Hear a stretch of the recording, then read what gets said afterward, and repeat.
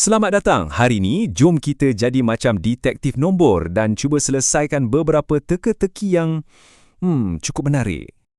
Okey, kita tak nak buang masa. Jom kita terus uji kehebatan anda dengan satu cabaran yang perlukan pemerhatian yang tajam. Dah sedia? Untuk selesaikan teka-teki ini, kita kena ada satu cara berfikir yang istimewa. Kita kena cari logik yang tersembunyi atau corak yang sebenarnya menghubungkan semua nombor ni.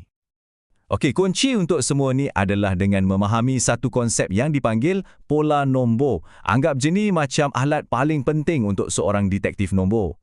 Senang cerita, ia cumalah satu senarai nombor yang ikut satu peraturan yang tetap. Macam satu kod rahsia di mana setiap nombor ada kaitan dengan nombor yang seterusnya. Nak tahu tak, sebenarnya ada 3 langkah mudah je untuk kita pecahkan apa-apa kod nombor. Jom kita tengok satu-satu. Okey, petunjuk pertama sekali, kita kena tahu arah tuju pola nombor ni. Adakah ia semakin besar atau semakin kecil? Menaik atau menurun? Kalau ia pola menaik, nombor-nombor tu akan jadi makin besar. Maksudnya, peraturannya mesti melibatkan operasi tambah.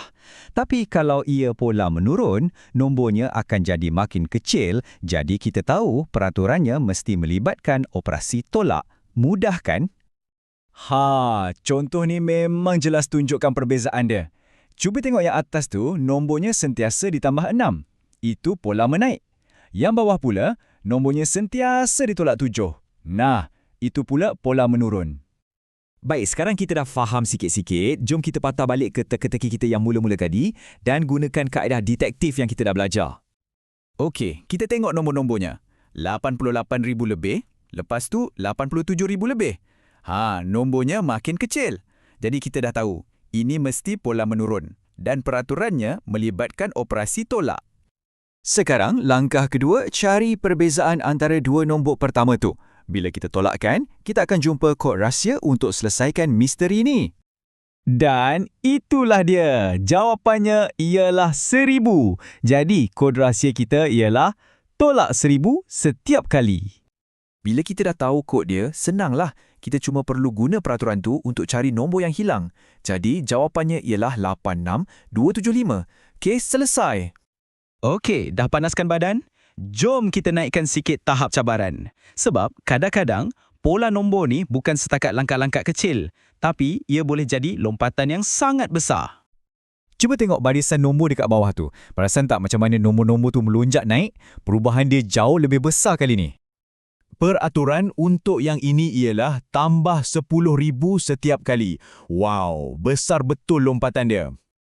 Nampak tak? Yang berubah cuma digit puluh ribu tu je. 20,000, 30,000, 40,000. Digit-digit yang lain semua kekal sama. Menarik kan? Baik, sekarang anda dah ada semua alat detektif yang diperlukan. Jadi, tiba masanya untuk anda mula beraksi dan selesaikan satu teka-teki terakhir. Okey detektif, sila beri perhatian. Tengok betul-betul urutan nombor dengan ikan ni. Cuba cari apa polanya dan apakah nombor ke-6 dalam barisan tu nanti. Ingat kaedah detektif kita? Langkah pertama sentiasa sama. Cari peraturan dia. Cuba kira perbezaan antara dua nombor yang pertama tu. Kalau anda dah kira, anda akan dapati peraturannya ialah tambah 100. Jadi kita cuma perlu teruskan pola ni sampailah ke nombor yang ke-6 dan jawapannya ialah 16,007. Syabas kalau anda dapat jawapan yang betul. Jadi apa yang kita belajar hari ini? Perkara paling penting ialah bila anda dah tahu cara nak cari peraturannya, anda boleh selesaikan apa-apa saja teka-teki pola nombor. Persoalannya sekarang, agaknya, apa lagi pola-pola nombor yang tersembunyi di sekeliling kita setiap hari?